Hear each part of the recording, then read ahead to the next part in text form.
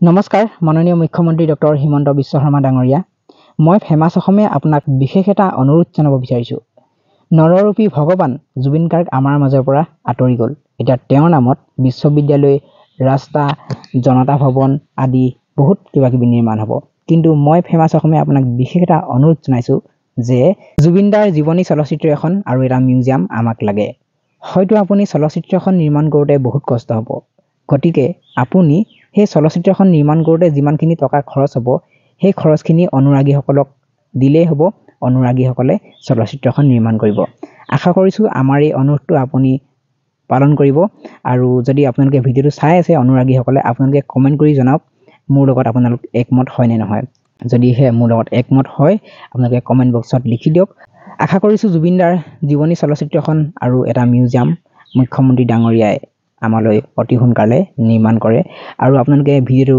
যিমান পাৰে শ্বেয়াৰ কৰক যাতে মাননীয় মুখ্যমন্ত্ৰী ডক্টৰ হিমন্ত বিশ্ব শৰ্মা ডাঙৰীয়ালৈ এই ভিডিঅ'টো প্ৰেৰণ হয় জুবিন দাই ন্যায় পাবই লাগিব আৰু যদিহে জুবিন দাই ন্যায় নাপায় তেন্তে হ'লে অসম আকৌ এবাৰ কঁপিব সেইটো কিন্তু খাটাং আৰু যদি মোৰ এই ভিডিঅ'টো শ্ৰদ্ধাৰ ছাৰ বাইদেউসকলে চাই আছে আৰু মৰমৰ ছাত্ৰ ছাত্ৰীসকলে যদি চাই আছে তেন্তে হ'লে আপোনালোকলৈ বিশেষ এটা অনুৰোধ যে জুবিন দাৰ নামত আপোনালোকৰ স্কুলত এটাকৈ গছপুলি ৰোপণ কৰক যাতে সেই গছপুলিটো কেতিয়াবা ক'ব যে এইজোপাই হ'ল আমাৰ জুবিন দাৰ মৰম জুবিন দাৰ নামত ৰুইছিলোঁ আৰু এইজোপা গছ এতিয়া ইমান ডাঙৰ হ'ল সেয়াই জুবিন দাৰ চিন য'ত নাহৰ থাকে তত জুবিন গাৰ্গ থাকে আপোনালোকে ভিডিঅ'টো যিমান পাৰে শ্বেয়াৰ কৰক যাতে ভিডিঅ'টো মুখ্যমন্ত্ৰী ডাঙৰীয়াই পায়গৈ আৰু আপোনালোকলৈ অনুৰোধ আপোনালোকে মোৰ লগত যদি একমত তেন্তে হ'লে কমেণ্ট বক্সত লিখি দিবলৈ নাপাহৰিব আৰু কিনো কম জুবিন দাই ন্যায় পাবই লাগিব যদি জুবিন দাই ন্যায় নাপায় অসম কঁপিব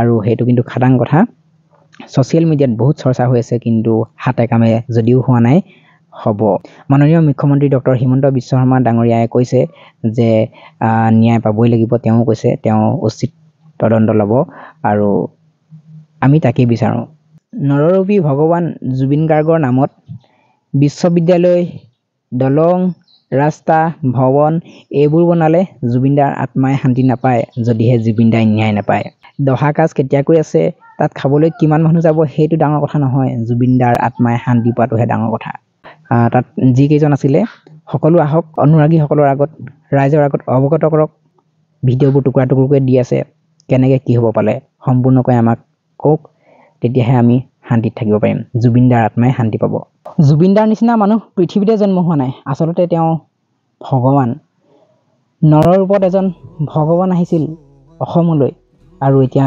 জুবিন দা যে নাই এতিয়া অসমখন কি হ'ব ঠিক নাই ভগৱান আছিল তেওঁ সেইকাৰণে তেওঁ একতাৰ দোলেৰে সকলোকে বান্ধি ৰাখিছিল তেওঁ কৈছিল যে মোৰ জাতি নাই কোনো ধৰ্ম নাই সেইকাৰণে এইকেইদিন কোনো জাতি নাই কোনো ধৰ্ম নাই কোনো কংগ্ৰেছ নহয় কোনো বিজেপি নহয় কোনো হিন্দু নহয় কোনো মুছলিম নহয় কেৱল অসমীয়াই দেখিলেই আপোনালোকে জুবিন দাৰ মৃত্যুৰ দিনা শিৱসাগৰৰ শুকান পুখুৰীৰ পৰা এটা কাছ ওলাই আহি তেওঁৰ ফটোখনৰ ওচৰত কান্দিছেহি কুকুৰা থিয় হৈ কান্দিছে চকু পানী ৰৈ গৈছে ৰাজহাঁহে চিঞৰিছে মেকুৰী আহি কাষতে শুইছেহি কুকুৰবোৰ আহি শুইছে খাৰ গৰু থিয় হৈ ৰৈ চকুত টুকিছে আৰু কি ক'ম নেদেখা নোপোজা এই 4 দিনত বহুতেই দেখিলোঁ সঁচাকৈ তেওঁ আমাৰ ভগৱান আৰু আমি আচলতে গম পোৱা নাছিলোঁ যে আমাৰ মাজত এজন ভগৱান আছে বুলি জুবিন দাক যিসকলে লগ পাইছে তেওঁলোক বহুত ভাগ্যৱান যিসকলে জুবিন দাৰ ভৰি দুখন চুইছে তেওঁলোক বহুত ভাগ্যৱান আৰু ময়ো জুবিন দাক লগ পাইছোঁ দুবাৰকৈ প্ৰগ্ৰেমত কিন্তু তেওঁ আমাৰ মাজত নাই যদিও সদায় হৃদয়ত থাকিব তেওঁৰ সজাটোহে নাইকিয়া হৈছে তেওঁৰ আত্মাটোতো আছে আত্মাৰ কেতিয়াও মৃত্যু নহয় গতিকে জুবিন দা সদায় থাকিব জুবিন দা অমৰ হওক যিদিনা জুবিন দাক চিতাত দিয়া হৈছিল সিদিনা জুবিন দাৰ অনুৰাগীসকলে গছে গছে বগাই ফুৰিছিল যিদৰে জুবিন দাই প্ৰগ্ৰেম কৰিবলৈ গৈ খুটাত বগাই গান গাইছিল সেইদৰে অনুৰাগীসকলে তেওঁক ওপৰৰ পৰা চাইছিল আৰু কান্দিছিল আজি এটা নিউজ দেখিলোঁ এজন অনুৰাগীয়ে এখন দলঙৰ পৰা জাপ মাৰি দিছে আৰু যিকেইটাই ভিডিঅ' কৰি আছিলে সেইকেইটাই ভিডিঅ' কৰাতে লাগি থাকিলে মানে টকা ঘটাৰ ধান্দা ভিডিঅ' বনায় টকা ঘটিব বাৰু কিন্তু আপোনালোকে যদি সেই ভিডিঅ'টো কৰাৰ ঠাইত তেওঁক যদি বচাবলৈ গ'ল হয় তেতিয়া হয়তো এখন ঘৰ সুখী হ'লহেঁতেন। অসমৰ সকলোবোৰ যুৱ প্ৰজন্ম পাগল হৈ গৈছে।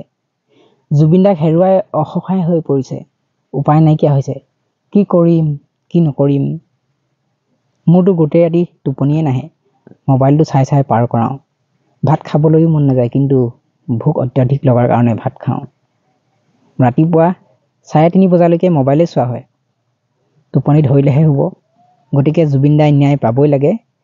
জুবিন দা যেতিয়ালৈকে ন্যায় নাপায় তেতিয়ালৈকে আমাৰো শান্তি নালাগিব। গতিকে মুখ্যমন্ত্ৰী মহোদয়ক বিশেষকৈ আকৌ এবাৰ অনুৰোধ জনাইছোঁ যে ন্যায় লাগে আমাক। জুবিন দা এজন সহজ সৰল মানুহ নহয়। তেওঁ আমাৰ ভগৱান আছিল। আমি বুজিব নোৱাৰিলোঁ যে তেওঁ ভগৱান বুলি, চিনিব নোৱাৰিলোঁ আচলতে। কথাবোৰ পোহৰলৈ আহিছে। তেওঁ যিজন মেনেজাৰজনে টোপ কৰিবলৈকে নিদিয়ে। জুবিন দাৰ ওচৰলৈ কাষ চাপিবলৈকে নিদিয়ে বেলেগক। আৰু সেইজন সিদ্ধাৰ্থই আজি অসমলৈ অহাই নাই। তেওঁ ছিংগাপুৰত ফেষ্টিভেল পাতিবলৈ গ'ল। জুবিন দা যিদিনা মৃত্যু হ'ল সেইদিনাও তাত ফেষ্টিভেল চলি থাকিল। গতিকে তেওঁৰ কেনেকুৱা মানুহ আমি চিনি পালোঁ। আমাক গতাই দিয়ক। যদি আপোনালোকে ন্যায় দিব নোৱাৰে অসমৰ ৰাইজক দিয়ক। কথা আগতীয়াকৈ ভাবিছিলোঁ যে জুবিন দাৰ যদি মৃত্যু হয় তেন্তে হ'লে অসম বন্ধ হ'ব, কিন্তু এনেকুৱা এটা যে পৰিস্থিতিৰ সৃষ্টি হ'ব সেয়া সপোনতো ভবা নাছিলোঁ। বন্ধটো হ'লেই, বন্ধ হোৱাটো ডাঙৰ কথা নহয়। চৰাই চিৰিকটি, কুকুৰ মেকুৰী, গৰু, পানীৰ পৰা কাছ ওলাই আহিছে তেওঁৰ প্ৰতিচ্ছবিৰ কাষলৈ, মূৰ দোৱাইছেহি। সেইজনেই হ'ল নৰৰূপী ভগৱান জুবিন গাৰ্গ, আমাৰ হিয়াৰ মধু জুবিন দা। আপুনি সদায় আমাৰ হৃদয়ত থাকিব। আকৌ এবাৰ আপুনি জনম লওক। জুবিন দাই এবাৰ বেমাৰ হৈ থাকোঁতে এষাৰ কথা কৈছিল, মই আকৌ ঘূৰি আহিম মৰিলেও, তোৰ হাতৰ এসাঁজ ভাত খাবলৈ, তোৰ কোলাত একোলা শুবলৈ। আপোনালোকে ভইচটো শুনকচোন বাৰু। মই ঘূৰি আহিব নোৱাৰিম, আৰু যদি মই মৰো এদিন আহিম দে, আকৌ জন্ম ল'ম, তোৰ হাতৰ এসাঁজ ভাত খাবলৈ, তোৰ কোলাত একোলা শুবলৈ। ধন্যবাদ জনাইছোঁ আপোনালোকে ভিডিঅ'টো শেষলৈকে চোৱাৰ বাবে। আৰু মই কোৱা কথাকেইটা যদি ক'ৰবাত ভুল হৈছে আপোনালোকে শুধৰাই আঙুলিয়াই দিব আৰু আপোনালোকেও সন্মতি জনাওক। জুবিন দাৰ জীৱনীৰ ওপৰত এখন চলচ্চিত্ৰ লাগে আৰু এটা মিউজিয়াম। ভিডিঅ'টো আপোনালোকে শ্বেয়াৰ কৰক যাতে মুখ্যমন্ত্ৰী ডাঙৰীয়াইও এই ভিডিঅ'টো পায়গৈ।